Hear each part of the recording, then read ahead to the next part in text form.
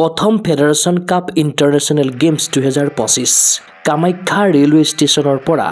দিল্লীলৈ ৰাওনা অসমৰ সমৰকলা খেলুৱৈ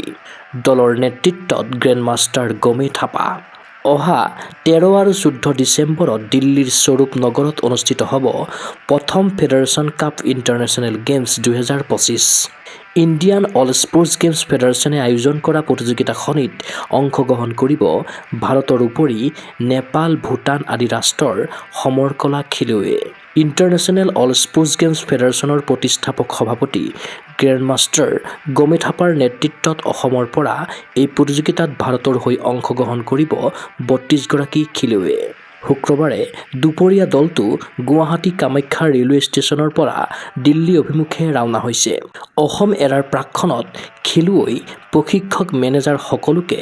অসমীয়াৰ স্বাভিমানী গামোচাৰে সন্থাৰ বিষয়ববীয়াই জনালে সম্ভাষণ খেলুৱৈসকলক লৈ আশাবাদী গ্ৰেণ্ডমাষ্টাৰ গমে থাপা আমাৰ নৰ্থ ইষ্টৰ পৰা আমি 32 জন খেলুৱৈ গৈ আছোঁ ইয়াৰ পৰা এই খেলখন হ'ল first federation international all Asian federation cup international games 2025 হয়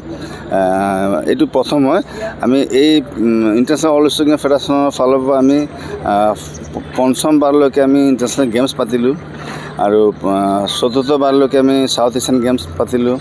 আৰু ইণ্ডো নেপাল গেমছ 4 টাইমছ হৈ গ'ল আমাৰ আৰু বৰ্তমান আমি এই খেলখন হ'ব দিল্লী স্বৰূপ নগৰত আৰু খেলখন আছে 13 তাৰিখে ৰিপৰ্টিং 14 তাৰিখে খেল আছে আৰু আমাৰ ইয়াৰ পৰা 32 জনে দল গৈ আছে তাৰ ভিতৰত আমাৰ কোচো আছে আৰু প্লেয়াৰ্ছো আছে আৰু এই খেলখনত আমাৰ নেপাল আহি আছে ইণ্ডিয়া আছে ভূটানৰ পৰা যোৱাৰ কথা আছে বাংলাদেশ নাহে বাংলাদেশৰ অলৰেডি আমাৰ খেল আছে 27, 28, 29 ডিচেম্বৰত আৰু তাতো আমি 3-4 জন দল বা 5 জন যোৱাৰ কথা আছে অলৰেডি এম্বেচিত আমি নামবিলাক আমি পঠিয়াইছোঁ এতিয়ালৈকে ফাইনেল হোৱা নাই এতিয়া যদি ভিছা হয় আমি যাম আৰু তাৰপিছত আকৌ আমাৰ এই ফাৰ্ষ্ট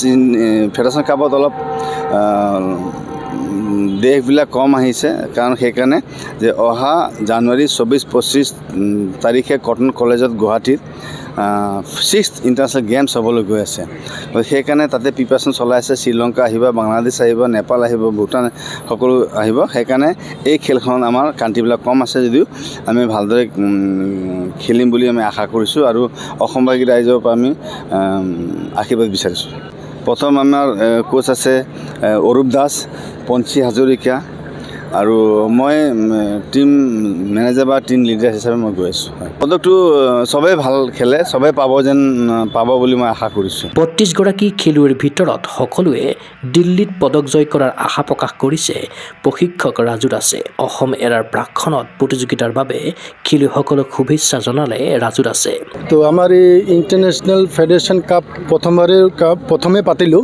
এইবাৰে ফাৰ্ষ্ট তো আশা কৰোঁ যে আমাৰ যি প্লেয়াৰকেইটা আমাৰ অসমৰ পৰা গৈছে তো চবে গ'ল স্বৰ্ণ পদক লৈ আহিব এইটো ভাৱনা ৰাখিছোঁ অহা ডিচেম্বৰ 27, 28, 29 ঢাকাত আকৌ গেম পতা গৈছে এই ইণ্টাৰনেশ্যনেল গেম আমাৰ বেষ্ট অফ লাক দিলোঁ আৰু চবেকে সন্মান জনাই পঠালোঁ আমাৰ প্লেয়াৰকেইটাকে যে চবে আমাৰ এইটো আশা যে চবে স্বৰ্ণ পদক লৈ আহে তেনেকুৱা ট্ৰেইনিং দিয়া গৈছে ইণ্টাৰনেশ্যনেলভাৱে তো এইবাৰ ফাৰ্ষ্ট আমাৰ ইণ্টাৰনেশ্যনেল কাপটো পতা গ'ল আকৌ অহা বছৰতে অহা কাণ্ট্ৰিও বহুতকেইটা আহিব অসম এৰাৰ প্ৰাক্ষণত অসমবাসীৰ পৰা আশীৰ্বাদ বিচাৰিলে খেলুৱৈ প্ৰশিক্ষকসকলে দিল্লীৰ মাটিত সোণজিনি ৰাজ্যৰ নাম উজ্বলোৱাৰ আশা ব্যক্ত কৰিছে খেলুৱৈসকলে আমাৰ অলৰেডি আমাৰ বেলেগ কাণ্ট্ৰিত হৈ আছে এইবাৰ আমাৰ প্ৰথমবাৰৰ বাবে দিল্লীত ইণ্টাৰনেশ্যনেল অল গেম ফেডাৰেশ্যনৰ পৰা আমাৰ তাত দিল্লীত এইখন ফেডাৰেশ্যন কাপ আমি প্ৰথমবাৰৰ বাবে কৰিছে তাৰ বাবে আমাৰ অসমৰ পৰা আমাৰ টোটেল 32 গৰাকী চিলেকশ্যন হৈছে আমি তেওঁলোকক ইয়াৰ পৰা সম্বৰ্ধনা দি পঠালোঁ যাতে তেওঁলোকে ভালকৈ আমাৰ নাম অসমৰ নাম লৈ তেওঁলোকে জিকি আহে সেইটোৱে আমাৰ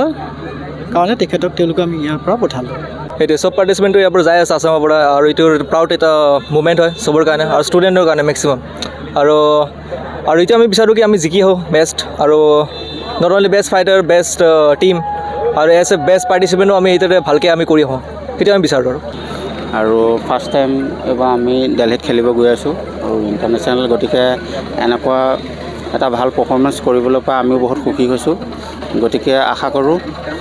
প্ৰত্যেকজন খেলুৱৈ যাতে আমি গ'ল্ড মেডেল আনিব পাৰোঁ, অসমৰ এটা সুনাম কঢ়িয়াব পাৰোঁ, তাৰে কামনালৈ আমি আগবাঢ়িছোঁ। খেলুৱৈ মই খেলিম বাৰু, মই কাৰাটে ইভেণ্টত খেলি আহিম। গতিকে আশা কৰোঁ সকলোৱে যাতে গ'ল্ড মেডেল আহে আৰু সুস্বাস্থ্যৰে ঘূৰি আহক, তাৰে কামনা কৰিছোঁ। ক্ৰীড়া অনুৰাগীৰ আশা প্ৰথম ফেডাৰেশ্যন কাপ ইণ্টাৰনেশ্যনেল গেমছত অসমৰ খেলুৱৈসকল হৈ উঠক অপ্ৰতিৰোধ্য। দিল্লীৰ মাটিত পদক জয়ৰ কৃতিত্ব অৰ্জন কৰক অসমৰ সমৰকলা খেলুৱৈয়ে। News desk report, Google sports any. Physical education বিষয়ত ডিগ্ৰী পাঠ্যক্ৰমৰ কাৰণে অসম তথা উত্তৰ পূৰ্বাঞ্চলৰ প্ৰথমখন শিক্ষানুষ্ঠান অভিৰুচি ইনষ্টিটিউট অৱ ফিজিকেল এডুকেশ্যন। 2 বছৰীয়া ফিজিকেল এডুকেশ্যনৰ BPEd পাঠ্যক্ৰম আৰু 4 বছৰীয়া BPES পাঠ্যক্ৰমৰ বাবে নামভৰ্তি চলি আছে।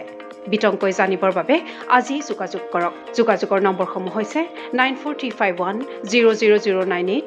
7002 33540, 88765210998, ৱেবছাইট www.aipguwahati.in।